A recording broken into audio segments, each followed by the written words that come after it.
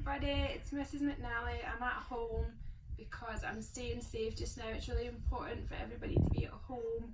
I know you get fed up, but stay home, play in your back garden and keep us up to date with what you've been up to. So because we haven't had a Katie Morag story for a while, I thought I would read this one.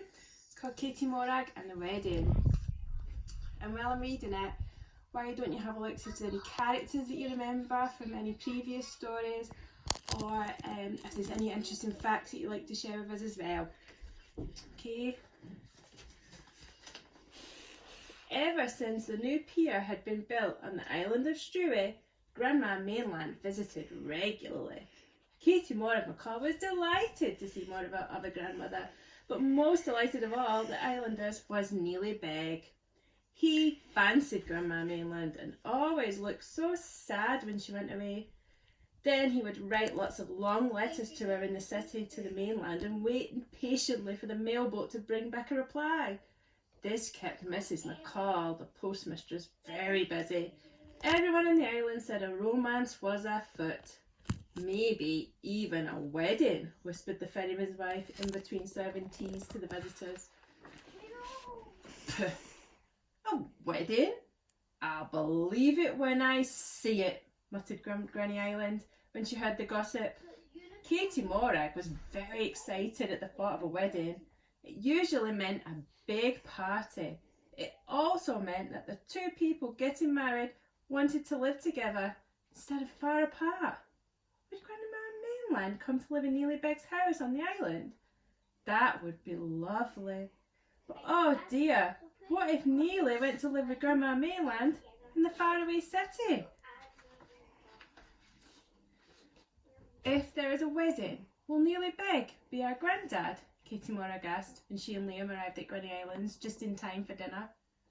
Her granny did not answer. Wheesht! Go sit at the table, she frowned instead. We've got two grandmothers, but we don't have two grandfathers. Wheesht! Well, you sit down, glared Granny Island. It was a long time since Katie Morag had seen such a glower in Granny Island's eye. It was time to stop asking questions. As Katie Morag pushed Liam homewards, she wondered why Granny Island was in such a bad mood. It made her feel sad. When they got to the village, Neely Begg was at his front door. He had a huge pile of stamped addressed envelopes in his arms. The invitations for the wedding, he breamed proudly. Can you take them to the post office, Katie Morag? That cheered Katie Morag up no end. Can we go, chorused Katie Morag and Liam when the silver and gold invitation was put on the mantelpiece. Of course, smiled Mr. and Mrs. McCall. Everyone will be going to the wedding. And the new baby? Of course. And the ferryman and his wife? And the lady artist? And the new teacher? Of course, laughed Mr. and Mrs. McCall. And Granny Island? Asked Katie Morag. Suddenly, everything went very quiet in the McCall kitchen. Grown-ups can be very strange, thought Katie Morag. Sometimes they answer questions, and sometimes they do not. That night, in bed, Katie Morag complained to Liam.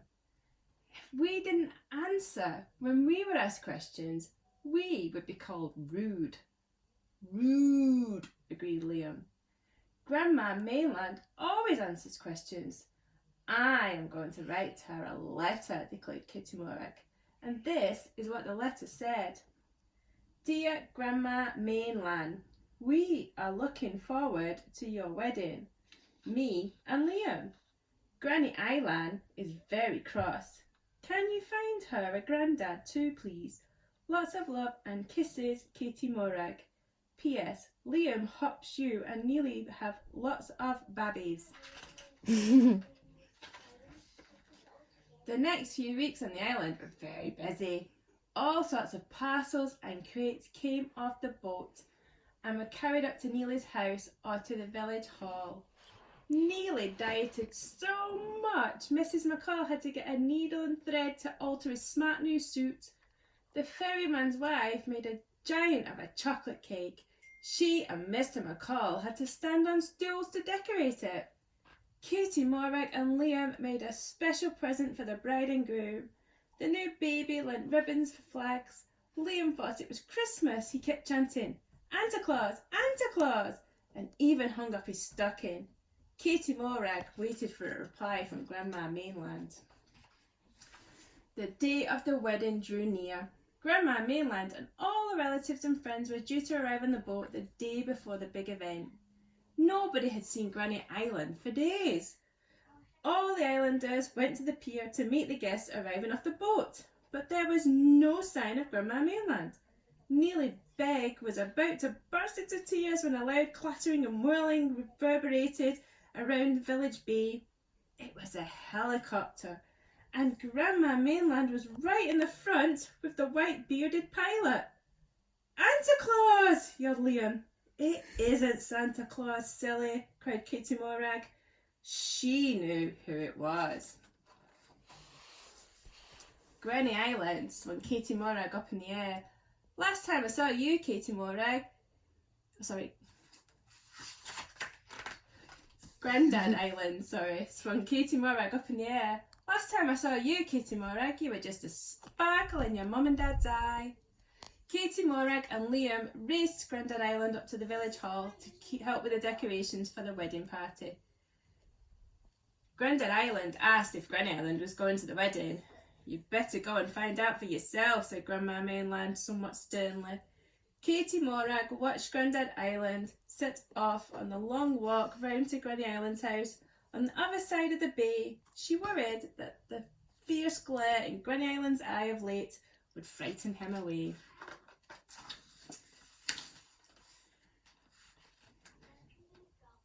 Katie Morag need not have worried. On the day of the wedding, nobody's eyes were glaring, everyone's eyes were sparkling, especially the two granddads. But Granny Island and Grandma Mainland's were the brightest and sparkliest of all. Grandma Mainland and Neely Beg went on honeymoon to the neighbouring island of Fui, where there were no people, and Fui only the sheep, and they all belonged to Neely.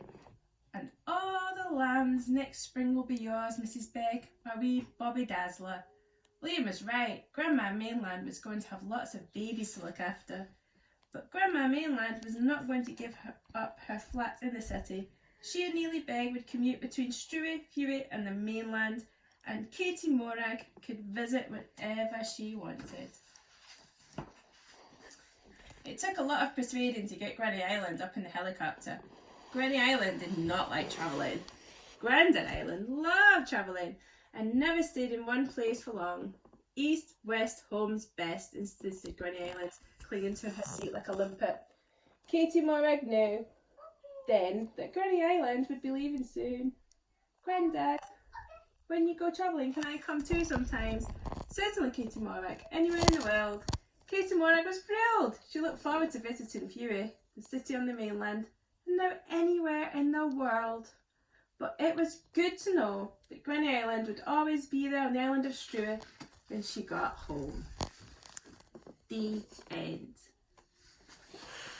Now, I hope everybody is working hard for their mums and dads. I hope you're all having to go at the Lego challenge, the 30-day Lego challenge. I'd love to see pictures that you're sharing of your Lego. We'd also love to see pictures of your rainbows in the windows, just to show everyone that you're thinking of them, and it's really important to stay safe and stay at home.